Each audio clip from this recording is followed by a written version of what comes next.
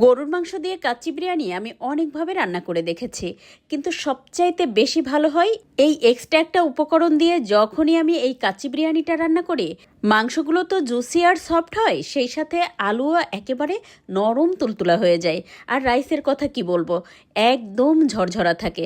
পুরো ভিডিও দেখতে থাকেন, আশা করি ভালো লাগবে আর কাজেও লাগবে। আর হ্যাঁ, ভিডিও ভালো লেগে গেলে শেয়ার করে রেখে দেবেন, এতে করে রান্নার আগে ঝটপট একটু দেখে নিতে পারবেন।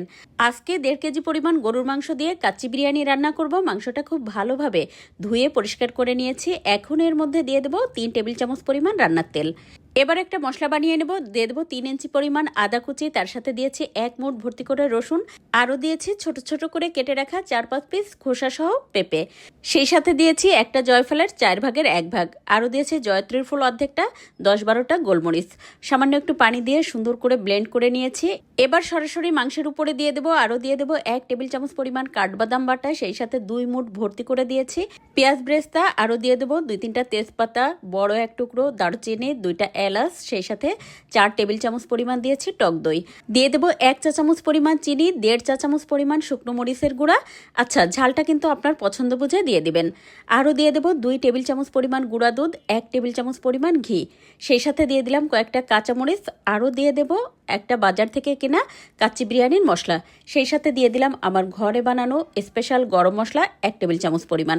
সাথে দিয়ে দেবো 1 মুঠ ভর্তি করে পেঁয়াজ কুচি। একটুখানি মেখে নিয়ে এ পর্যায়ে দিয়ে দেবো স্বাদমতো লবণ। তারপর আরও ভালোভাবে 3-4 মিনিট সময় নিয়ে সুন্দর করে মেখে নিয়েছি। আর মশলাটা তো মাংসের গায়ে গায়ে লেগে আছে।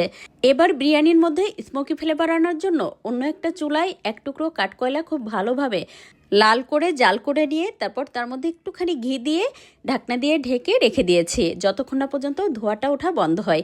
আর এদিকে আগে থেকে 50% মতো সিদ্ধ করে রাখা আলু, সামান্য একটু লবণ আর সামান্য একটু হলুদ দিয়ে বেশ ভালোভাবে মেখে নিয়ে লাল লাল করে ভেজে নিয়ে সরাসরি মাংসের উপর দিয়ে দেবো। 1 মুঠ কিশমিশ, সেই সাথে দিয়েছি কয়েকটা আলু বোখারা।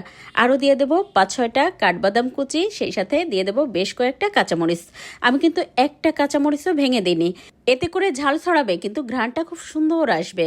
এবার রাইসটা সিদ্ধ করার জন্য চুলায় একটা প্যানে পর্যাপ্ত পরিমাণ পানি দিয়ে তাতে 2 টেবিল চামচ পরিমাণ রান্নার তেল দিয়ে 2 টেবিল চামচ পরিমাণ লবণ দিয়ে তাতে প্যাকেটের যে গোটা মশলাটা ছিল সেটা দিয়েছি। সেই সাথে দিয়েছি আধা চা চামচ পরিমাণ শাহি জিরা, দিয়েছি 1 টেবিল চামচ পরিমাণ ভিনেগার, সেই সাথে দিয়েছি 1 টেবিল চামচ পরিমাণ গুঁড়া দুধ, তার সাথে দিয়েছি একটা করে এলাচ আর দারচিনি। সবকিছু দিয়ে পানিটা 3-4 মিনিট ফুটিয়ে নিয়ে এবার দিয়ে দিলাম প্রায় 1 ঘন্টা আগে ভিজিয়ে রাখা বাসমতি চাল 700 গ্রাম পরিমাণ। তারপর তো প্রথম 6 মিনিট আমি খুব ভালোভাবে চালটা সিদ্ধ করে নিয়ে এই যে দিয়ে দিলাম।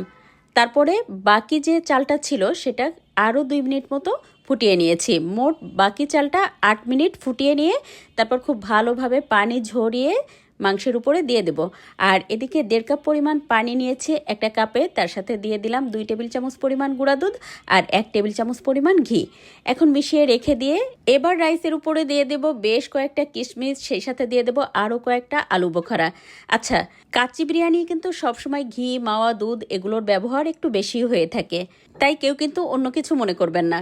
দিয়ে দেবো বেশ কয়েকটা কাঁচামরিচ, আরও দিয়ে দিলাম 2 টেবিল চামচ পরিমাণ গুঁড়া দুধ, সেই সাথে দিয়ে দেবো 1.5 টেবিল চামচ পরিমাণ ঘি। শুরুতে দেখেছিলেন আমি তো তেলের পরিমাণটা একদম কম দিয়েছি, তাই ঘিটা একটু বেশি করে দিয়ে দিলাম। আবারও দিয়ে দিলাম 1 মুঠ ভর্তি করে পেঁয়াজ ব্রেস্তা, সেই সাথে দিয়ে দেব ওই যে আগে থেকে ঘি দুধ দিয়ে যে পানিটা তুলে রেখেছিলাম সেটা, তার সাথে দিয়ে দিলাম ফুড কালার। সামান্য একটুখানি পানি দিয়ে তারপরে তো ফুড কালারটা দিয়ে দিলাম। ইচ্ছে করলে এখানে আপনি জাফরানও দিয়ে দিতে পারেন। এক্সট্রা যে উপকরণটার কথা বলেছিলাম না, সেটা হচ্ছে পেঁপে বাটা। পেঁপে বাটা দিয়ে যদি আপনি গরুর কাচ্চি রান্না করেন তাহলে আলহামদুলিল্লাহ 1.5 ঘন্টার মধ্যে আপনার কাচ্চি একেবারে পারফেক্ট হবে আর মাংসগুলো সুসিদ্ধ হয়ে যাবে। আমি প্রথম শুরুতে রাইসটা 10 মিনিট মতো খুব ভালোভাবে চুলারাস হাই করে জাল করে নিয়ে বাকি 1.5 ঘন্টাটা চুলারাস একেবারে লো করে নিয়ে পুরোপুরি রান্না করেছি। 1.5 ঘন্টা পরে দেখলেনই তো ঢাকনাটা খুলে এই যে আপনাদের সাথে শেয়ার করছি। নিশ্চয়ই দেখেই বুঝতে পারছেন রাইসটা কি পরিমাণ ঝরঝরে হয়েছিল। আর মাংস আর আলুর কথা কি বলবো, এটা তো একেবারে নরম তুলতুলে হয়, যেমনি সফট হয় ঠিক তেমনি হয় জুসি, খেতে হয় অসম্ভব মজার। আসছে কোরবানি ঈদে এভাবে একবার ট্রাই করে দেখবেন, আশা করি সবাই অনেক বেশি পছন্দ করবে। আজ এ পর্যন্ত, সবাই ভালো থাকবেন, আল্লাহ হাফেজ।